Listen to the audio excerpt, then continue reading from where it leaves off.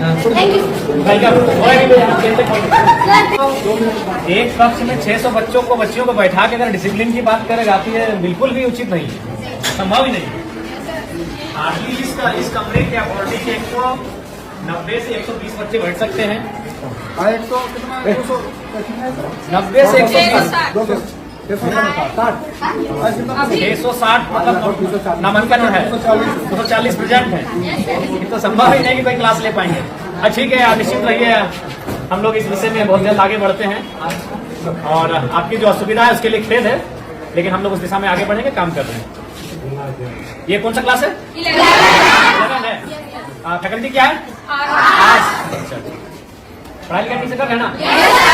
देखिए, मन लगा के पढ़िएगा ना, क्योंकि हम लोग जो है मिडिल क्लास फैमिली से आते हैं। भले आपके प्रिंसिपल आपके साथ खड़े हैं, आपके एमएलए भी आपके साथ खड़े हैं, लेकिन हम लोग मिडिल क्लास फैमिली से आते हैं और हमारी पूंजी शिक्षा ही है। हमारे मम्मी पापा के पास उतने पैसे नहीं है कि अगर हम शिक्षा में अच्छा नहीं करेंगे तो हम कोई बढ़िया व्यापार को आगे बढ़ा सकते हैं, हम बड़े शहरों में जाके अपने आप को स्थापित कर सकते हैं। हमारी पूंजी ही हमारा एजुकेशन है। हम जितना बेहतर से यहाँ से निखर के जाएंगे उतना हम अपने आप को स्टेब्लिश करेंगे। इसलिए आप लोग किसी भी प्रकार का कोई कंप्रोमाइज नहीं कीजिएगा। हम जानते हैं कि हो सके आपको समस्या आएंगी, क्योंकि बहन लोगों को थोड़ी आ सकती है, क्योंकि आज भी लोगों की मानसिकताएं वैसी हैं, लेकिन आप निश्चिंत रहिए, अब जमाना बदला है, जमाने के लोगों की सोच बदली है और हमें लगता है कि बेटा और बेटी को समान दृष्टिकोण से लोग देख रहे हैं। तो आपको भी कुछ अगर सुविधाएं आएंगे तो उससे आपको पार जाना है। और कभी शिकायत और समस्या को लेकर अपनी पढ़ाई से कंप्रोमाइज मत कीजिएगा, इस चीज से कंप्रोमाइज मत कीजिएगा।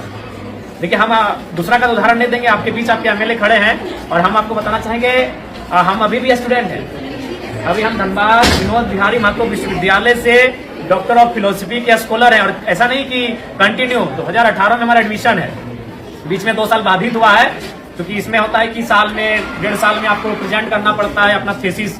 तो हम अभी भी कंटिन्यू हैं, क्योंकि हमने कभी एजुकेशन से कंप्रोमाइज नहीं किया है। कभी आज हम आपके एज एमएलए के रूप में आपके बीच खड़े हैं और हमें तो लगता है कि आप कम से कम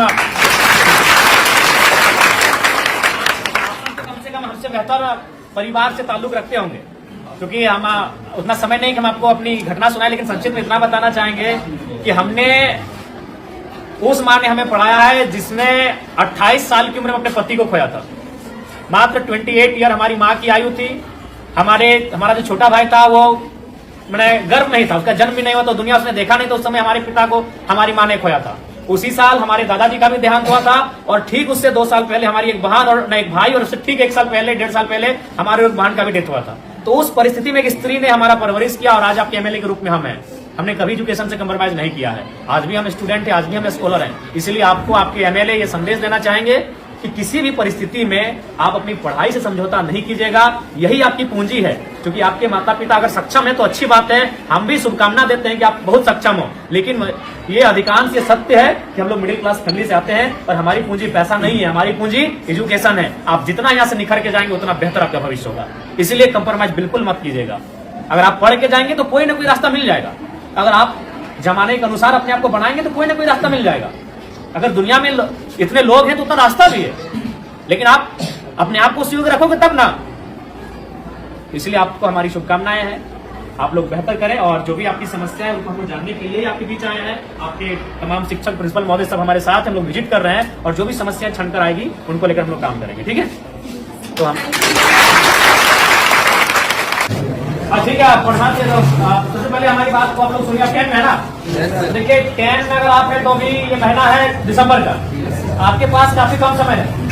इसलिए आपसे हम यही संदेश मेरा रहेगा कि आपको अभी यहाँ से पूरा अलर्ट रहना है। इसलिए बाबू साहब, देखिए अभी जनवरी आएगा, आप कुछ दिन पिकनिक में चला जाएगा, फिर मकर संक्रांति आएगा, फिर सरस्वती पूजा आएगा, तो हमारे पास अगर देखा जाए तो काफी कम समय है और आप अभी उस मुकाम में हैं जहां अपने आप को बढ़ाएंगे।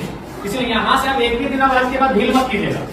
और एक बात, आप जो अभी तक पढ़ाई हुआ है, जैसी बात है सर लोग मेहनत किए हैं, आप लोग पढ़े हैं, बहुत सारी चीजों को आप जाने हैं, उसको आप प्रैक्टिस कीजिएगा, रिवाइज कीजिएगा। जो चीजें अगर, चूंकि अभी 10 में क्या है कि 10 के जो, चूंकि इसके बाद जब आप कॉलेज जाएंगे तो वहाँ एक्सपीरियंस दिखेगा, लेकिन अभी आप ज्यादातर रट के याद करते हैं, कोई भी चीजें आपको रटते हैं, 4 बार 5 बार रटते हैं, तो उसके बाद भी अगर मान के चले आपसे भूल होता है तो उसको आप हाथ से प्रैक्टिस कीजिएगा। क्योंकि आप जितना पढ़ के रट के याद करोगे उससे ज्यादा आप हाथ से अगर लिखोगे ना 3 बार 4 बार तो उसको आप याद हो जाएगा। जो चीजें आपको लगता है कि इसको हम मेमोरी नहीं कर पा रहे हैं, याद नहीं कर पा रहे हैं, तो उसको आप कम से कम हाथ से प्रैक्टिस कीजिएगा, कई बार रफ लीजिएगा, उस रात में 4 बार 5 बार लिखिएगा उस प्रश्न का उत्तर, तो आपको याद होने लगेगा। और एक बात सबसे महत्वपूर्ण याद रखिएगा, क्योंकि आप अभी अपने जीवन का सबसे महत्वपूर्ण उम्र में है, यही है ये जो एज होता है ना, ये इसको हम लोग टीन एज कहते हैं। हमको अपने आप को बनाना भी यही है और बिगाड़ना भी यही है। अब ये डिपेंड आप पे करता है। देखिए आपके माता पिता तो इस उम्मीद से आपको भेजें कि मेरा बेटा वहां जाएगा, गुरुजी के सानिध्य में बैठेंगे, पढ़ेंगे तो पढ़ के आएंगे, लेकिन अब आप यहाँ क्या व्यवहार करते हैं ये आप पे डिपेंड करता है। तो इसीलिए आप यहाँ 4 घंटा 5 घंटा 6 घंटा समय देते हैं, तो उस 6 घंटा का रिजल्ट आना चाहिए ना। मान लीजिए सपोज दैट अगर किसी भाई को अगर पढ़ने में मन नहीं लग रहा है, तो मान के चलो वो 6 घंटा अगर सिर्फ वो ग्राउंड में दौड़ेगा, इस राज्य के नंबर 1 धावक बनेगा कि नहीं? अगर वो पहाड़ नहीं चढ़ेगा, अगर वो गीत ही 6 घंटा प्रैक्टिस करेगा तो एक बेहतरीन गीतकार बनेगा कि नहीं? तो हमारे कहने का मतलब है आप यहाँ 6 घंटा समय दे रहे हैं, और जहां आप समय दे रहे हैं वहां से कुछ रिजल्ट नहीं हासिल करेंगे तो फिर गलत बात है कि नहीं? तो इसलिए आप यहाँ 6 घंटा समय दे रहे हैं, अपना 5 घंटा आप समय दे रहे हैं, तो इसलिए यहाँ से आपको परिणाम हासिल करके जाना है, यहाँ से आपको रिजल्ट लेके जाना है। इस बात को आपको ध्यान में रखना है, ठीक है? बाकी आपको जहां असुविधा होगी, आपके शिक्षक आपके प्रिंसिपल तो साथ में ही, आपके विधानसभा के आपके एमएलए हम भी आपके साथ हैं, जहां हमारी आपको जरूरत पड़ेगी आप हमें बेहतर याद कीजिए, ठीक है? आज चूंकि समय का अभाव है, 1 घंटे हम आपको ले लेते हैं, लेकिन समय का अभाव है। जैसे बच्चा का गाने का दिमाग में इतनी हुई है, जिसका एप्लीकेशन हम लोग भेजे हैं सर, एक वाला अनाज बचाना मिलता है। हाँ। तो जो सादा के बच्चा हम लोग भेजे दिखा के सामाजिक सुरक्षा, सामाजिक सुरक्षा, हाँ, तो उन सब पैसा 30,000 का महीना मिलता है। ठीक है। 8 या 10 तो आदमी भेजे, ठीक, इसको हमको संज्ञान में रखिए। तो क्योंकि उनको भी मालूम है अगर हम खेती में मन नहीं लगाएंगे तो फसल नहीं होगा, फसल नहीं होगा तो परिवार का अनाज नहीं होगा। किसी को मन नहीं लगता, जब धान काटने के लिए जाते हैं पूछेगा मन लगता है? मन लगता है सिनेमा देखने में, मन लगता है मेला घूमने में, मन लगता है शॉपिंग करने में।